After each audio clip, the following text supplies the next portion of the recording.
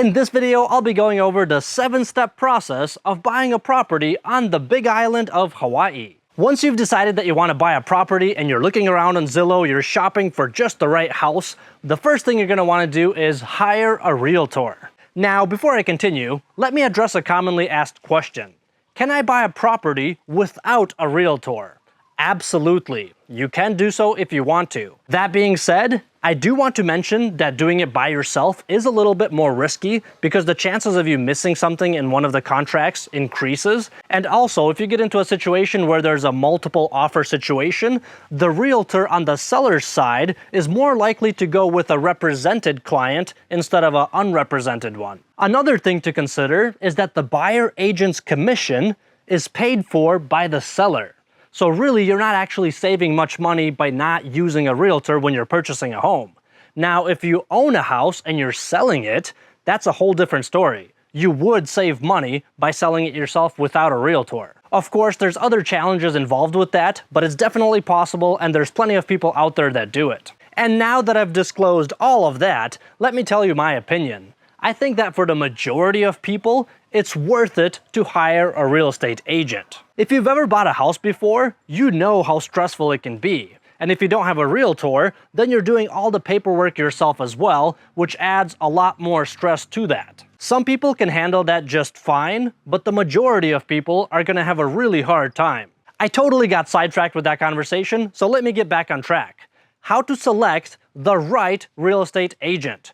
Generally, there's 4 criteria that you want to follow. Number 1 is likability, 2 is communication, 3 is competency, and number 4 is location. The reason that I put likability first is because even if a person is competent and he communicates well, but his character is bad and his attitude just sucks, you're probably not going to want to work with them. In most areas, there's lots of realtors out there, there's lots of options, so if you're talking to somebody and you just don't like them, save yourself the time and just move on quickly. Number 2 is communication. How well do they communicate and how fast do they communicate? If it takes them on average 2 days to respond to you, that's probably not a good sign and I would look for someone else. Number 3 is competency. This one's a little bit hard to gauge, especially in the initial conversation, but one easy thing you could do to check is to go on their social media. After your first conversation, you should have their full name. Go on their social media and just check it out. If all their posts are about them being in a nightclub, then that's a little bit questionable unless you like that kind of a realtor. But if their page is completely full with a bunch of houses and listings and sales and all of that kind of stuff, then you know that they really are a realtor that is active in their job. And number 4 is location. Generally, you want to hire a realtor that lives in the place that you want to buy a house in. So for example, if you're looking to buy a property on the Big Island, you want to hire a realtor that lives on the Big Island, not on Maui or Oahu. You don't have to hire a local realtor, but it definitely makes things smoother and easier if you do. Moving on to step number 2, which is getting your finances ready. If you're planning to make an all-cash purchase, this step is going to be pretty easy. All you're going to need is a proof of funds statement, something to prove that you actually have the funds to purchase that property. If you're planning on taking out a mortgage and taking out a loan on that property, then you're gonna have to get pre-approved. If you already have a relationship with a bank and you know a loan officer, then you can talk to him to get this process started. But if you don't know any loan officers and you're not sure where to start, then definitely ask your real estate agent for a recommendation because most of them do work with loan officers and they know which ones are good. So step number 2 is to either get a proof of funds statement or get pre-approved with the lending company. This is something that should be done early on in the process, maybe even before you pick a real estate agent. Because when you're shopping for a house, a lot of these properties, they require a pre-approval letter before they're gonna accept your offer. So if you find a house that is amazing, but you're not pre-approved, then you're gonna have to wait to get all of that done before you can submit an offer. Step number 3 is the fun part, which is actually shopping for a house.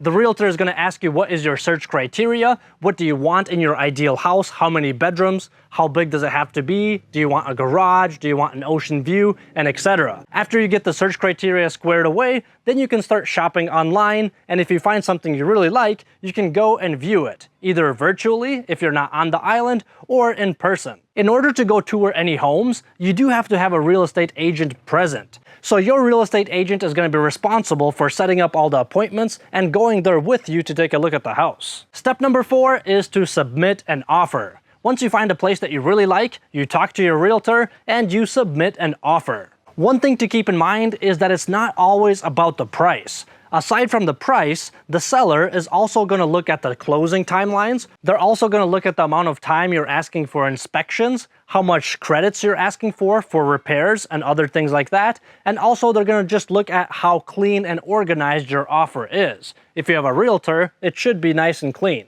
Your agent will walk you through the 14-page purchase contract and highlight the important clauses that you should focus on, and then he will help you shape a good offer that the seller will actually consider. Step number 5 is negotiating terms. Once you submit an offer, the seller can reject, accept, or counter your offer. These negotiations are rarely dramatic. It's just a conversation between two parties, bouncing terms and conditions back and forth until they come to an agreement. Step 6 is to open escrow and start on the paperwork. Escrow is a little bit long to explain, so I'm going to go ahead and put a definition of this on the screen. The escrow period typically lasts 30 to 60 days, depending on financing, inspections, and how quickly everyone responds. What happens during escrow is we order a general home inspection, we order a termite inspection, which is very common in Hawaii, we order septic or cesspool inspections if needed, review seller disclosures, review association documents if applicable,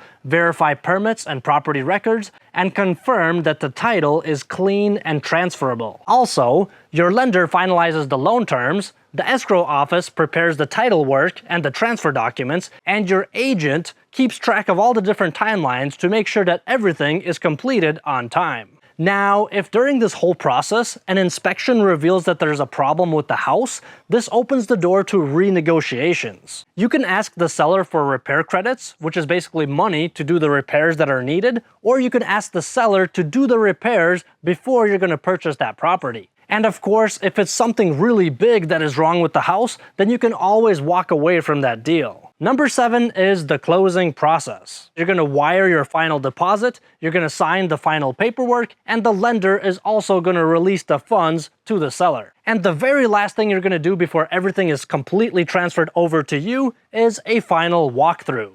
So you're going to walk through the whole house with the realtor and make sure that if there was any repairs that you requested, that they were done. You're going to make sure that the house is in the condition that it was promised to be in. There's no furniture, there's no garbage in the house, and stuff like that.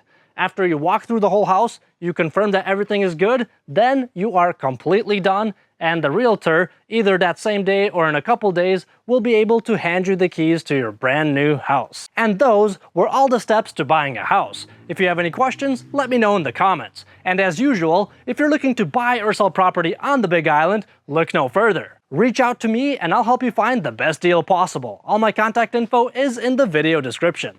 Thanks for watching, and I'll see you next time. And if you made it all the way to the end of the video, I have 2 dad jokes for you that you can use to impress your friends. Some people pick their nose, but I was born with mine. I used to hate facial hair, but then it grew on me.